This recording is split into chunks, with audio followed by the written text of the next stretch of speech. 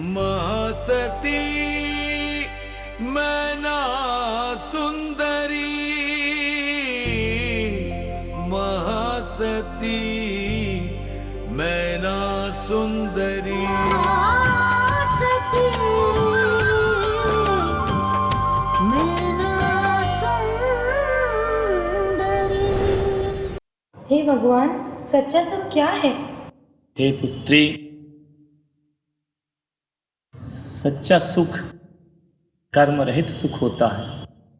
सुख दो प्रकार के होते हैं, एक इंद्रियजन्य सुख और एक आत्मा से मिलने वाला सुख। इंद्रियों से जो सुख प्राप्त होता है उसके बाद नियम से दुख मिलता है, लेकिन आत्मा से जो सुख मिलता है वो शाश्वत होता है। इसलिए हम ये कह सकते हैं कि सच्चा सुख मोक्ष है, सच्चा सुख निर्वाण है, क्योंकि वहाँ सुख के बाद कभी दुख नहीं आता। बस एक बार राजकुमारियों के विवाह की चर्चा शुरू हो जाने दीजिए, फिर देखिए किस तरह से बड़े बड़े राजघरानों से रिश्ते आते हैं। आप सत्य कहते हैं सौभाग्य सुंदरी। हमारी यही इच्छा है, हमारी दोनों पुत्रियां, हमारी दोनों राजकुमारियों को ऐसा वर मिले कि वे सदा प्रसन्न रहे। ऐसा ही होगा महाराज, हमें यह पूर्ण विश्वास है। और हमें आपके विश्वास पर विश्वास है।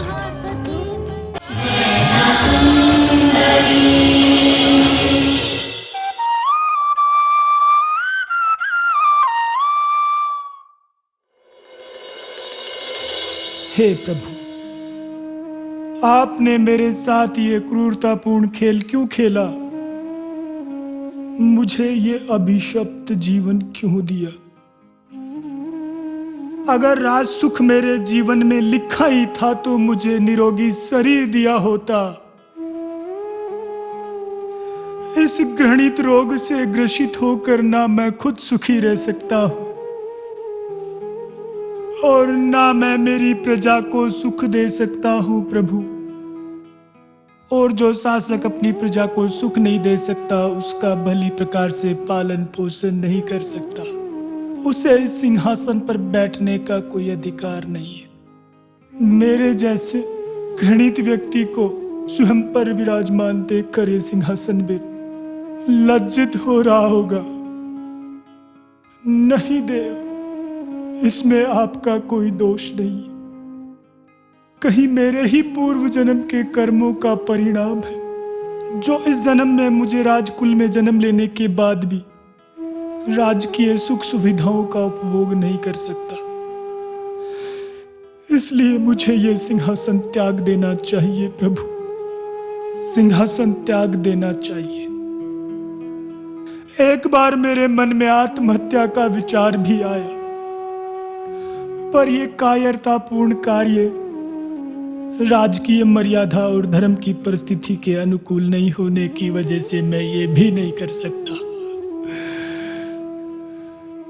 हे प्रभु, या तो मुझे इस रोग से मुक्ति दे दो, या मुझे इस संसार से जीवन मुक्ति दे दो प्रभु,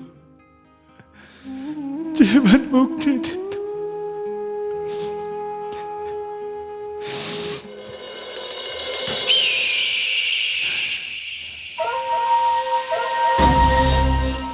भ्राताश्री प्रणाम। आप कैसे शोकग्रस्त हो रहे हैं? हम सब के होते हुए यदि आप चिंतित हों तो यह हमारा दुर्भाग्य है।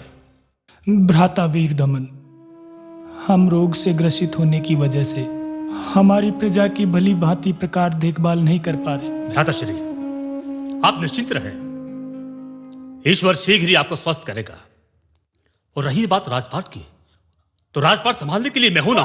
अब मेरे कहने का मतलब है, मेरे और शिषपाल के रहते हुए आपको प्रजा की चिंता करने की आवश्यकता नहीं है। आप अपने स्वास्थ्य पर ध्यान दीजिए, प्रजा सुखी है, सब तरफ शांति ही शांति है। भ्राताश्री, भ्रातावीर दमन का कथन पूर्णतः उचित है। आप शीघ्र ही स्वस्थ होकर सुखी व दीर्घ जीवन का उपभोग करेंगे। निराशा त्याग कर राजवैद्य के निर्देशानुसार औषधि का सेवन करें। यशपाल, भ्राताश्री को विश्राम कक्ष तक पहुंचाओ, क्योंकि रात्रि अधिक हो चुकी है। भ्राताश्री को विश्राम की अति आवश्यकता है। छोड़ा।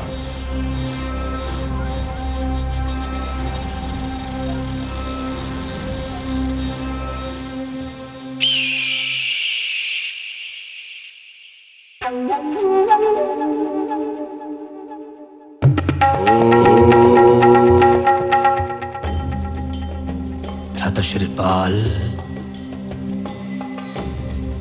सत्ता सुख की सेवाएं आपके भाग्य और हाथ में नहीं है,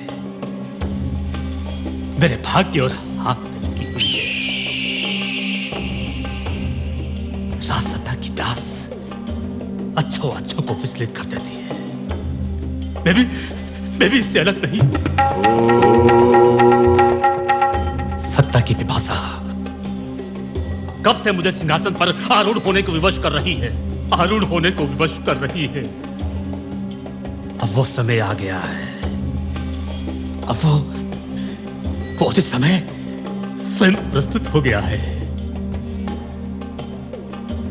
भ्राताश्रीपाल, अब तक घृणित कुष्ठ रोग आपके जीवन का रक्षक बनने के कारण ही आप जीवित हैं। अन्यथा इससे पूर्व ही आपके शरीर को, आपके शव को सीढ़ियां बनाकर इस राज सिंहासन पर आसीन हो गया होता। परंतु अब ये वीर दमन मेरे मार्ग में आए हुए हर बाधा का दमन करके इस राज सिंहासन की शोभा बढ़ाएगा, इस राज सिंहासन की शोभा बढ़ाएगा और बनेगा इस पूरे राज्य का एकमात्र स्वामी राजा वीर दमन।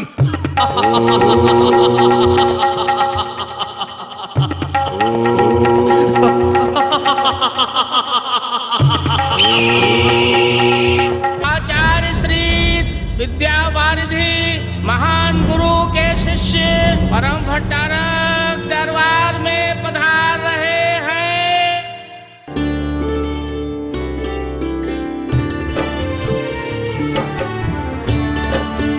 प्रणाम राजन। अब हमें जाने की आज्ञा प्रदान कीजिए।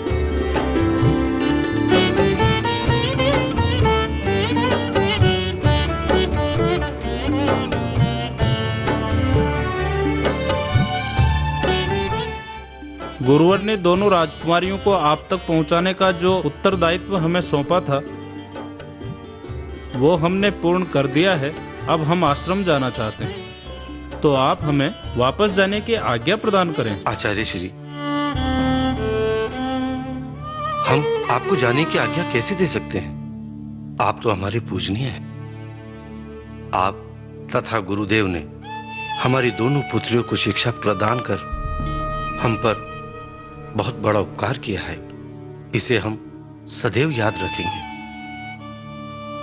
आचार्य श्री, हम आपसे विनती करते हैं, आप कुछ दिनों के लिए यहाँ और रुक जाइए तो हमें बहुत प्रसन्नता होगी। राजन,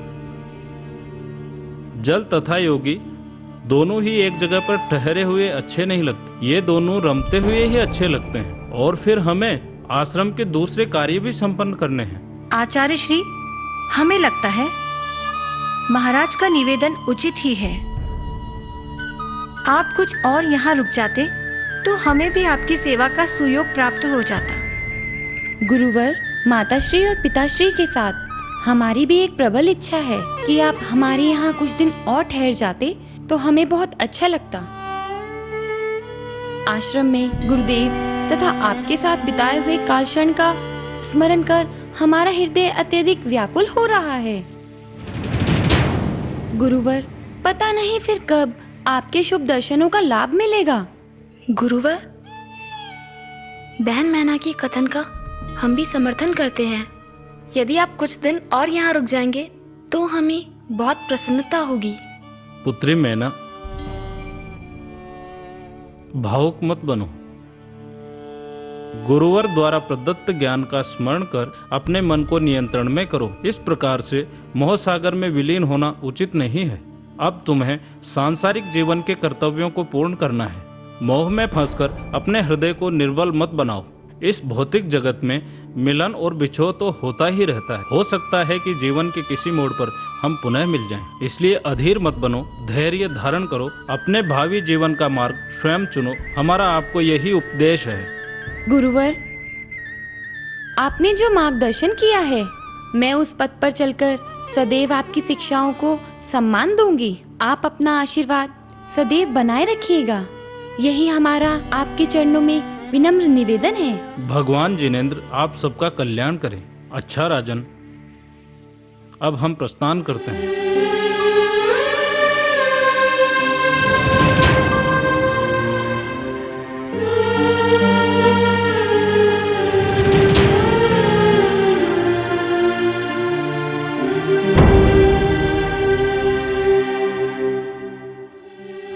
सब खुश रहें, पूरे राज्य में खुशहाली रहे, यही मेरा आशीर्वाद है।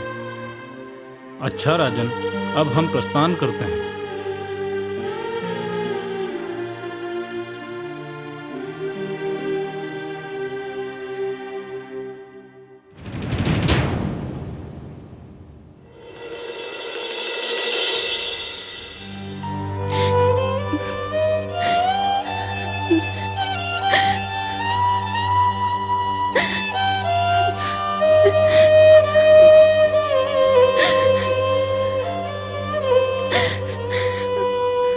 मैना, अरे आपकी आंखों में आंसू? अच्छा, हम समझ गए कि आपकी आंखों में आंसू क्यों है। अब शांत भी हो जाओ मैना, रोना बंद भी करो। दीदी, हम ये सब सरलता से सहन नहीं कर सकते। क्यों मैना, क्या हुआ? दीदी, जिन गुरुजनों के साथ हमने अपने जीवन काल का इतना महत्वपूर्ण समय बिताया है, उनसे विदा होते हुए हमें बहुत असहज सा लग रहा है। ऐसा मत सोचिए मैना, गुरुजन तो आश्रम में ही रहेंगे। उनका कर्म ही है ज्ञान बांटना। जैसे उन्होंने हमें शिक्षित किया, वैसे ही आश्रम में अन्य भी विद्यार्थी हैं जिन्हें शिक्षा देना उनका कर्तव्य है। लेकिन दीदी, अगर वो थोड़े दिन और रुक जाते तो अच्छा होता ना। मैना, ये जीवन काल है, यहाँ कोई किसी के लिए नहीं रुकता। और प्रकृति का नियम है, जो आता है उसका जाना निश्चित है। सूर्य उदय होता है तो उसका अस्त होना निश्चित है। पतझड़ आए तो सावन का आना भी निश्चित है। मैना, गुरुदेव तो आश्रम ही गए हैं, आप चिंतित मत होइए।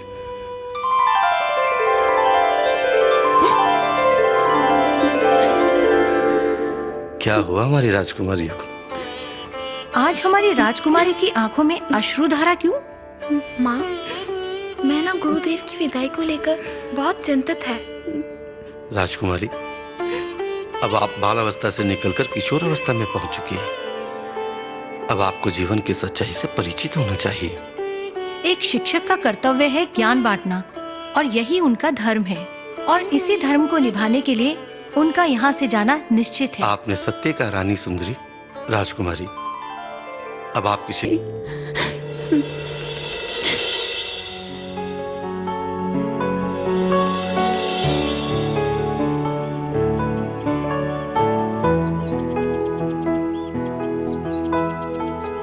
सुनिए जी।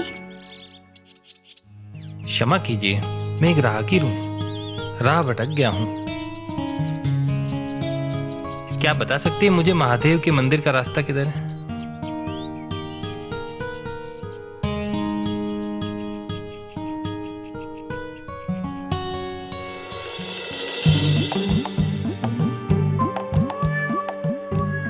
भ्राताश्री, कहाँ खोए हो? कहाँ? कहीं तो नहीं खोए हम। तो अभी सामने वाली दीवार को क्यों देख रहे थे? देखा बेचारी की रोनी सूरत हो रही है। आप हमें ताना मार रही हैं बहना। हम आपको ताना नहीं मार रहे, हम तो आपकी हालत बता रहे हैं। क्या हुआ है हमारी हालत को? लगता है आपकी कोई चीज चोरी हुई है। भला राजकुमार हरिदमन की कोई चीज चुरा सकता है किसी चोर में इतनी हिम्मत? चोरनी की तो हो सकती है ना। चोरनी?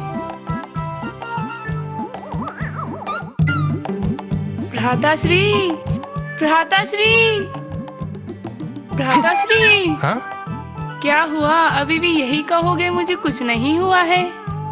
आप हमें परेशान कर रही है बहना। क्या हुआ है हमें? कुछ भी तो नहीं। हमें एकांत में रहने दीजिए। देखती हूँ कब तक छुपाते हैं भ्राताश्री।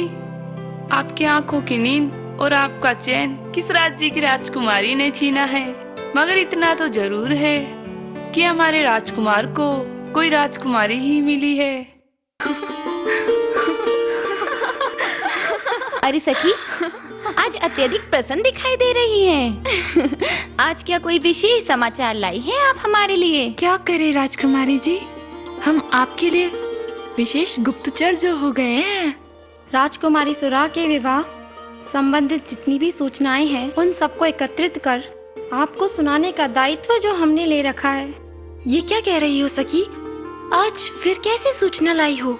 हमारे विवाह को लेकर आप कुछ ज्यादा ही रोमांचित नहीं हैं। ये बात तो सत्य है सखी, पर अब तो आप बता ही दीजिए कि वो क्या विशेष सूचना लाई है आप हमारे लिए। महाराज ने आज ही पुरोहित जी को आमंत्रित किया है ताकि वो आपके लिए सुयोग्य वर की तलाश कर सके। क्या पिताश्री ने हमारे लिए सुयोग्य वर के चयन हेतु पुरोहित जी को बुलाया है?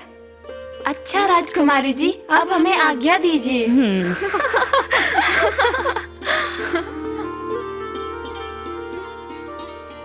क्या हुआ दीदी, आप किस सोच में डूब गई? आप इतना चिंतित क्यों दिखाई दे रही हैं?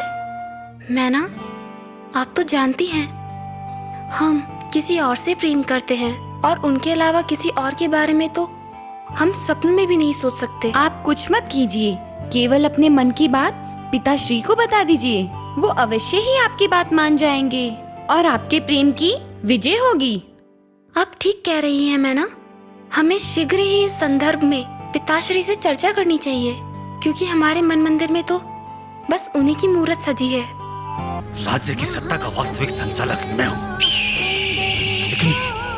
लेकिन मुझ पर श्रीपाल शासन कर रहा है। मेरा हृदय इस अन्याय को सहन नहीं कर पा रहा।